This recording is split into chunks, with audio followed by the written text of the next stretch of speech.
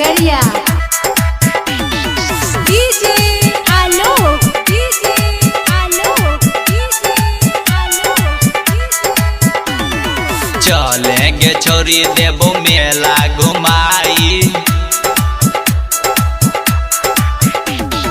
चलेंगे छोरी देबो मेला घुमाई, मेला में देबो माई के दर्शन कराई। बकरी के मेला में जइबे भुलाई, चलेंगे छोरी देबो मेला घुमाई।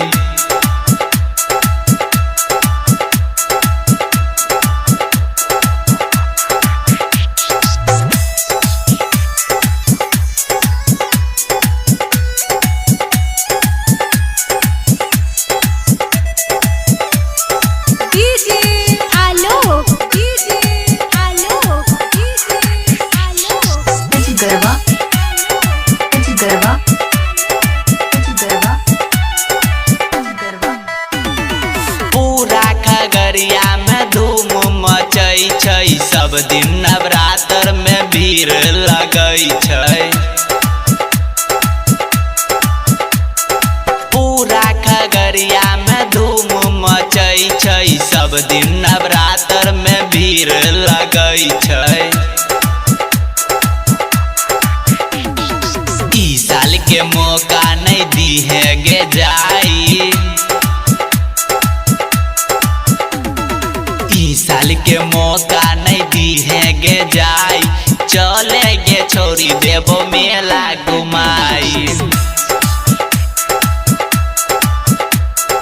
चलेंगे छोरी देबो मेला घुमाई, मेला में देबो माई के दर्शन कराई।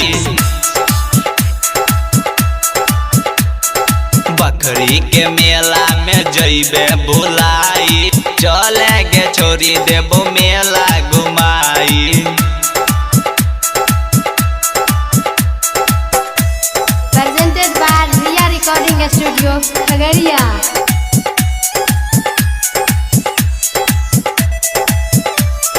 DJ Alok, DJ Alok, DJ Alok. Garba Garba Garba. पूजा करेले माई के भीड़ लगै छै, सबे के श्रद्धा मैया पूरा करै छै। पूजा करेले माई के भीड़ लगै छै, सबे के श्रद्धा मैया पूरा करै छै। मैया के गीतिया संदीप से लिखाई, मैया के गीतिया ऋतुराज गाई, चलेंगे छोरी देबो मेला घुमाई। चलेंगे छोरी देबो मेला घुमाई,